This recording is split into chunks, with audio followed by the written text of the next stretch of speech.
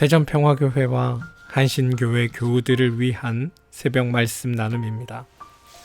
오늘은 2022년 12월 27일 화요일입니다. 하나님의 크신 은총과 위로하심과 복주심이 말씀을 들으시는 여러분들과 함께 하시기를 소망합니다. 오늘 하나님께서 우리에게 주신 말씀은 이사야 43장 18절에서 19절까지 말씀입니다. 이사야 43장 18절에서 19절입니다. 새번역 성경의 말씀으로 읽어 드리겠습니다. 너희는 지나간 일을 기억하려고 하지 말며 옛 일을 생각하지 말아라. 내가 이제 새 일을 하려고 한다. 이 일이 이미 드러나고 있는데 너희가 그것을 알지 못하겠느냐. 내가 광야의 길을 내겠으며 사막에 강을 내겠다.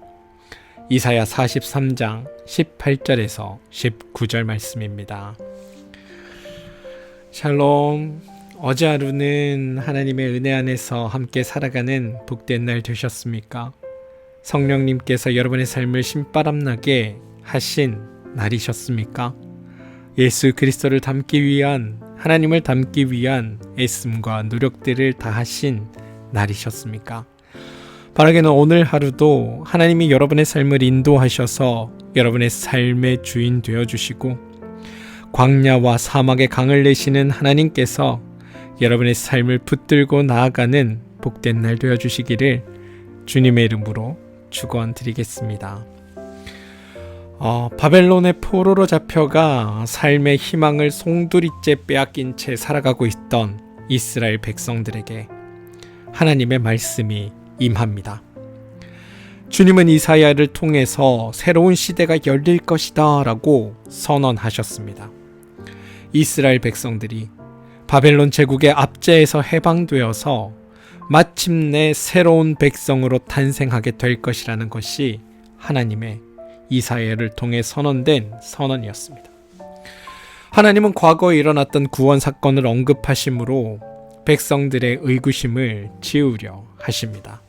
이사야 43장 16절입니다. 내가 바다의 가운데 길을 내고 거센 물결 위에 통로를 냈다. 뿐만 아니라 미래에 벌어질 일도 함께 예고하고 계십니다. 이사야 43장 19절입니다. 내가 광야의 길을 내겠으며 사막에 강을 내겠다. 여러분들 혹시 바위에서 자라는 나무를 보신 적이 있으십니까? 제가 제주에 살 때 종종 가던 숲길이 있었는데요. 천하숲길이라는 숲길입니다. 그 숲길을 걸을 때마다 걸은 적이 있는데 걸을 때마다 바위를 뚫고 자라는 나무를 보았습니다. 바위를 자리 삼아서인지 몰라도 나무가 크고 멋지게 자라지는 못했지만 척박한 곳에 뿌리 박고 사느라 안간 힘을 다하고 있는 그 모습을 보면서 저런 게 하나님으로부터 생명을 부여받은 자들이 살아가는 모습이어야 하는구나 라는 생각을 했던 적이 있습니다. 뿐만 아닙니다. 산을 오르다 보면 바위에 길이 막혀서 온몸을 비틀어서라도 햇빛을 향해 서 있는 나무들을 볼 때가 있습니다. 그런 나무들을 보면서 저는 우리의 생을 저런 처절함으로 살아내고자 해야 하는구나. 또 나는 저런 처절함으로 살려고 하고 있는가라는 반성을 해보게 됩니다. 세상에서 뿌리를 제일 깊게 내린 식물은 사막에서 자라는 풀이라고 합니다. 사막에서 우연히 싹을 틔운 그 식물의 뿌리가 한 방울의 물을 찾아 어두운 땅속을 더듬어가는 광경을 여러분 한번 상상해 보시기 바랍니다. 생명은 그토록 장엄하고 강인한 것입니다. 그리고 더불어 하나님으로부터 생을 부여받은 이들이 취해야 할 삶의 태도이기도 합니다. 하나님의 사랑이 지속되는 한 여러분 길은 반드시 있습니다. 삶이 절망이라고 지레 말하지 말아야 합니다. 지금 주어진 환경이 지금 나의 상황에 답이 없는 것처럼 보인다 할지라도 그것이 다가 아님을 여러분들은 아셔야 합니다. 그건 넘어 나의 생을 축복하시고 나의 삶에 힘주시는 하나님께서 더 큰 계획을 가시고 더 큰 일을 준비하고 계시다는 사실을 믿으시기 바랍니다. 그러면서 동시에 물 한 방울을 찾아 잔뿌리를 뻗는 풀처럼 하나님의 사랑과 만나기 위해 혼신의 힘을 다하는 우리 모두가 되기를 소망합니다. 어제 말씀드린 성령 없이는 우리는 그리스도인이 아닌 것처럼 오늘 하루 예수 그리스도를 닮아가는 일에 혼신의 힘을 기울이는 우리의 삶이 되면 어떨까요? 그래서 마침내 그 사랑과 만나서 길을 찾게 되기를 소망합니다. 주님의 그 사랑을 만나서 성령의 인도를 받아 또한 길을 찾았다면 이제 우리는 서둘러 막 발걸음할 필요가 없습니다. 멈추지 않고 조금씩 나아가면 됩니다. 미하엘 엔데의 소설 모모에 나오는 청소부 베포 할아버지는 모모에게 이렇게 말하는 장면이 있습니다.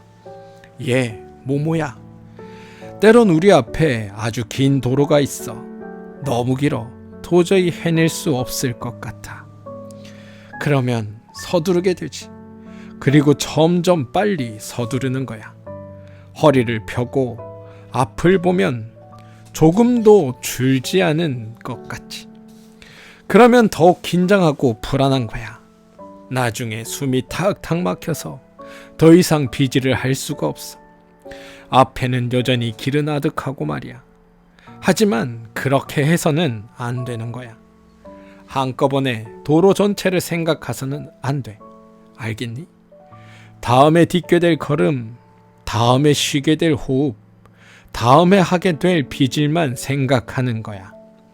계속해서 바로 다음 일만 생각해야 하는 거야.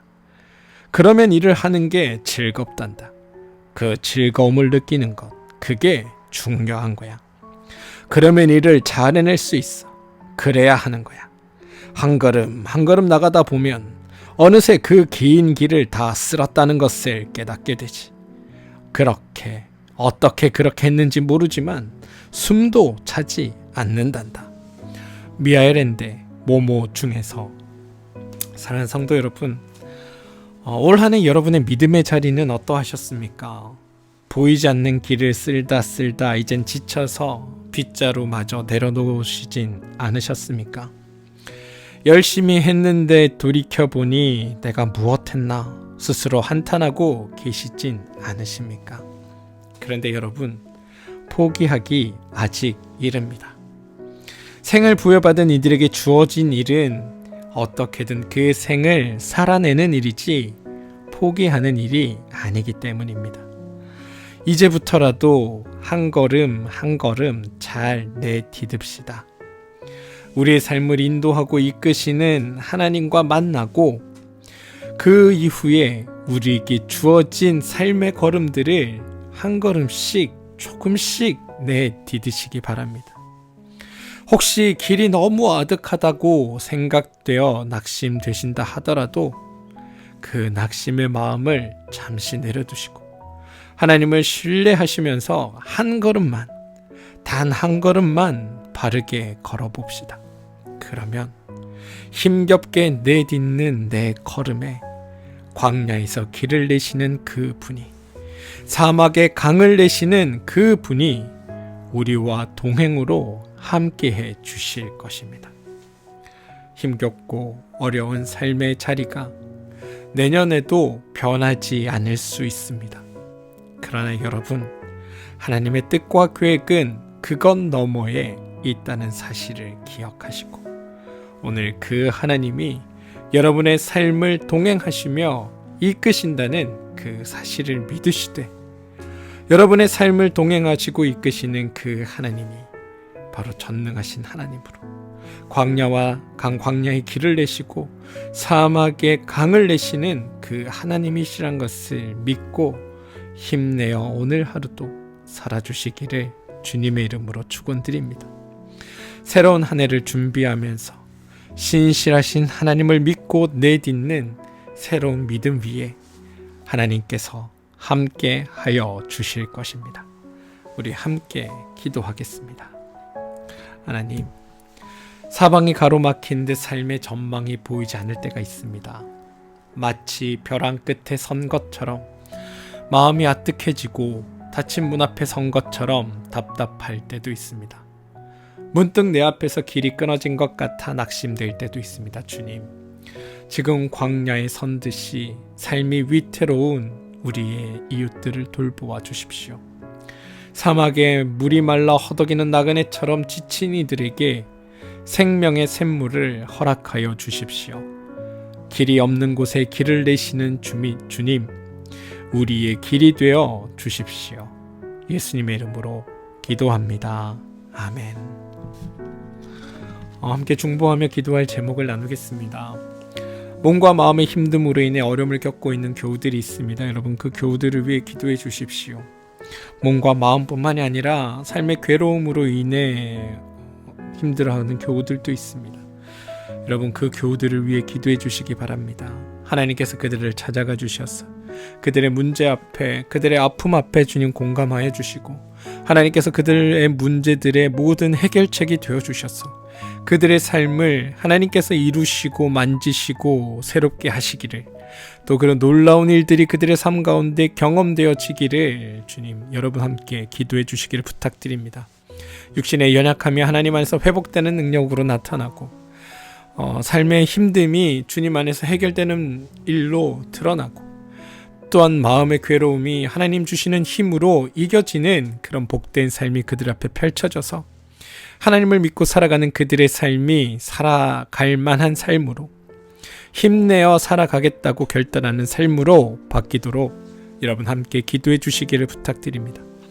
자녀들을 위해 기도합시다. 우리 자녀들의 삶에 함께 하시는 하나님, 그들을 붙드시는 하나님께서 우리들의 삶의 주인 되어 주셔서 우리 자녀들이 하나님의 인도하심에 따라 살아가는 복된 자녀들 되게 해달라고 여러분 기도해 주시기를 바랍니다. 하는 일과 사업체를 위해 기도하시기 바랍니다. 여러분이 하는 일과 그 사업체는 하나님의 그 놀라우신 역사가 드러나는 바로 그 삶의 자리입니다.